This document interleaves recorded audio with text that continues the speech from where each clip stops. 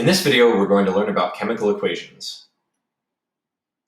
So in general, chemical equations are written where reactants yield products. That right arrow means yield.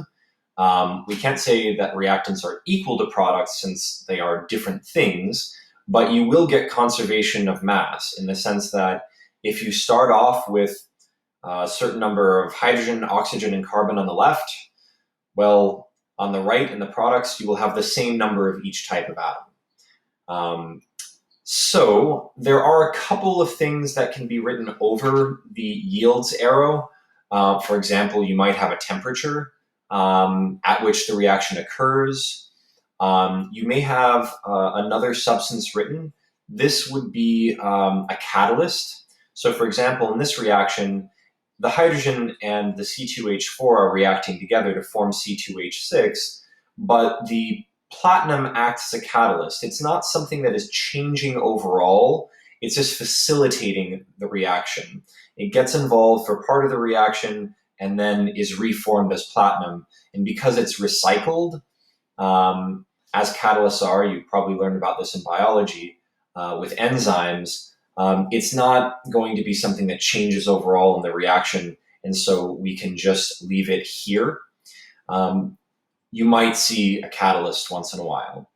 Also, there are equilibrium arrows, and what this means is that instead of this being a reaction that happens 100% in the forward direction, it is something that it goes forward to an extent, but it stops effectively. The reverse reaction also starts happening, and you reach a state where the forward and the reverse are happening at equal rates. Maybe that favors lots of products and only a little bit of reactants, or the other way around. Maybe it's 50-50. That's not something we'll discuss here. It really depends on the reaction. But I just want to point out that you will see from time to time these equilibrium arrows. And for now, understand that they just mean that a reaction doesn't go 100% forward in the way that Mg and O2 will just burn and go 100% forward. So how do you balance chemical equations? What I will teach you now is a nice technique. What we can do is write out all of the elements in the middle. So on the left side, we have Cl and Al, and on the right side, we do as well. So what we can do is say that currently, it looks like there are 2 chlorine atoms and 1 aluminum atom on the left, and on the right there are 3 chlorine atoms and 1 aluminum atom. So in order to balance things out, I need to find a common multiple of 2 and 3, which I know to be 6. So if I put a 3 in front of the Cl2, I change this to 6, and if I put a 2 in front of the AlCl3, then I have 2 times 3 chlorines gives us 6. So these coefficients that come out in front are just the number of AlCl3 molecules and the number of Cl2 molecules. And so we would multiply the subscript by whatever is out in front. Now, in making 2 aluminum chlorides, I've also made there be 2 aluminums. So I put a 2 here, and that unbalances my aluminums, but that's easily fixable by putting a 2 out in front here.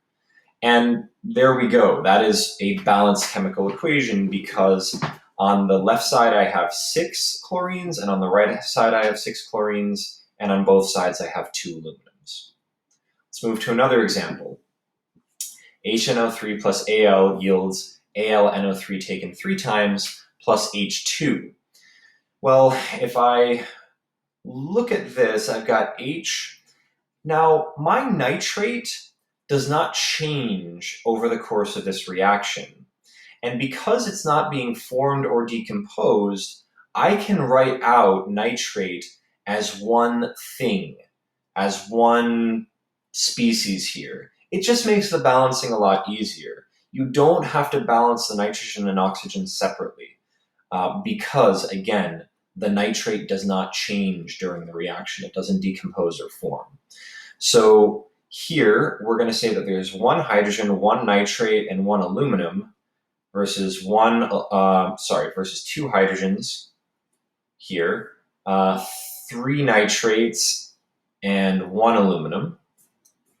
So I need to balance my nitrates. I can make this a 3 by putting a 3 out in front here. And that also means I have 3 hydrogens. But wait, this is a problem because 3 hydrogens versus 2, they don't balance. So I'm going to need to make there be 6 hydrogens. So what I will do is I will change the hydrogen. By changing this to 6, I make there be 6 hydrogens, but I'm also now making there be 6 nitrates. And now I need to balance everything else. So for me to get to 6 hydrogens, I can put a 3 out in front of the H2. And to get to 6 nitrates, I can put a 2 in front of the aluminum nitrate here. I know that there's 2 aluminums, okay, when I put the 2 out in front here. So I need to change this aluminum to 2, and there we go. Everything is balanced as proven below, and my balanced chemical equation is 6HNO3 plus 2Al yields 2AlNO3 taken 3 times plus 3H2. One more thing that can be a useful tool, just like before, you don't need to consider the nitrogen and the oxygen separately if they don't change. We've got another trick for certain cases, one of which is illustrated here. We've got carbon, hydrogen, and oxygen. Got two carbons. We've got 6 hydrogens, and we've got 2 oxygens. We've got 1 carbon, we've got 2 hydrogens, and we actually have 3 oxygens. Be very careful. 2 here plus 1 here is 3 oxygens. Common mistake is not to add up in cases like this. So if I'm trying to balance, it's easiest with combustion reactions. Any case when you have carbon, hydrogen, and oxygen, it's easiest to balance the carbon first. So I'm going to make this a 2. And balance my carbons, but I now make there be 2 times 2 is 4, plus 1 is 5 oxygens. Now, the next thing to balance is going to be the hydrogen. And to balance the hydrogen, I need there to be 3 waters, which gives me 6 hydrogens. Sorry, that doesn't look like a clean 3. There we go. And now I've got 2 times 2 is 4, plus 3 is 7 oxygens. And just looking at this, it's getting ugly because on the left side, I can only increase my oxygens in multiples of 2. 2, 4, 6, 8. So 3 O2s would be too few. I'd have 6 oxygens on the left. 4 oxygens, 4 O2s would be too many oxygens because I'd have 8. So I need to hit between 6 and 8, between 3 and 4. Actually, what I can do is I can say 3.5 O2. And 3.5 O2s would be 7 oxygens. So now we have a balanced equation. At least in the mathematical sense, it's mathematically balanced. However, because I know that 3.5 O2s don't really exist, I'm going to have to scale up everything by multiplying by 2. If I want to make this 3.5 a whole number, I can multiply it by 2 to get 7. But if I multiply this by 2, I have to multiply everything else by 2, and I get a still balanced chemical equation. It's just that now this is rooted in reality rather than 3.5 molecules. Sorry, I didn't put a 2 here before. But I need to change this to 4. I need to change this to 12. I need to change this to 14. I'm proving that this is still balanced.